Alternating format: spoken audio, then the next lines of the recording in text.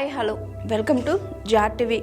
Interesting videos కోసం వెంటనే jar TV ఛానల్ని సబ్స్క్రైబ్ చేసుకోండి. అలాగే మేము పెట్టే వీడియోస్ ముందుగా మీ దాకా రావాలి అంటే బెల్ ఐకాన్ని క్లిక్ చేయండి. తల్లిదండ్రులను పట్టించుకొని తనయులకు జలక్. ఆస్తి హక్కులపై సుప్రీంకోర్టు సంచలన తీర్పు.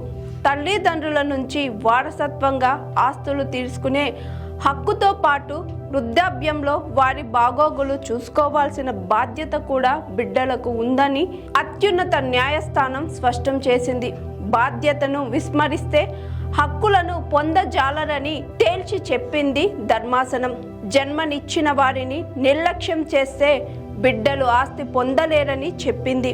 వృద్ధుల సంరక్షణ కోసం వృద్ధుల సంరక్షణ పోషణ చట్టం 2007 ప్రకారం ట్రైబ్యునల్లు ఏర్పడాలని సుప్రీంకోర్టు గుర్తు చేసింది. బిడ్డల నిరాదరణకు గురైన తల్లిదండ్రులకు సంబంధించిన కేసులను ఈ ట్రైబ్యునల్లు సర్వత్రా విచారణ జరుపుతాయని పేర్కొంది. ఆస్తులపై హక్కులను తిరిగి కన్నవారికి దక్కేలా ఆదేశించే అధికారం కూడా ఈ ట్రైబ్యునల్లకు ఉంటుందని సుప్రీంకోర్టు స్పష్టం చేసింది. వృద్ధాప్యంలో తమను ప్రేమగా చూసుకుంటారని చెప్పి ఆస్తిని దక్కించుకున్న కొడుకు ఆ తరువాత మాట తప్పాడని తమను నిర్లక్ష్యం చేస్తున్నాడని మధ్యప్రదేశ్కు చెందిన తల్లిదండ్రులు సుప్రీంకోర్టును ఆశ్రయించారు. ఈ కేసును విచారించిన justice CT Ravikumar, justice Sanjay Karol ధర్మాసనం ఆ తల్లిదండ్రులు కొడుకులకు ఇచ్చిన గిఫ్ట్ డీడ్ను రద్దు చేసింది. సదరు ఆస్తిపై తిరిగి తల్లిదండ్రులకు హక్కు కల్పించింది.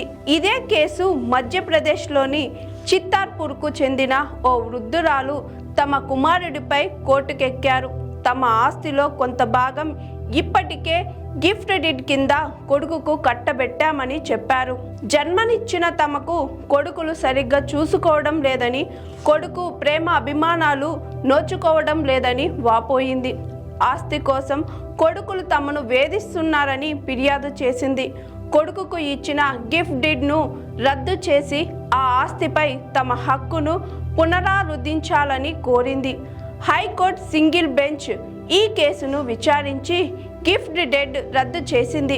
దీనిపై కొడుకు అప్పీల్ చేయడంతో ద్విసభ్య ధర్మాసనం విచారించి గిఫ్ట్ డీడ్ రద్దు కుదరదని తీర్పు వెల్లడించింది.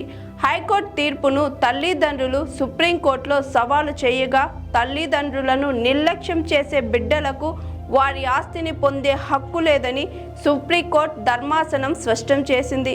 ఫిబ్రవరి నెలాఖరులోగా తల్లిదండ్రుల ఆస్తిని వారికి అప్పగించాలని కుమారుడికి ఆదేశాలు జారీ చేసింది సుప్రీంకోర్టు. చూస్తారు కదండి, ఇలాంటి ఇంట్రెస్టింగ్ వీడియోస్ కోసం జార్ టీవీ ఛానల్ని చూస్తూనే ఉండండి.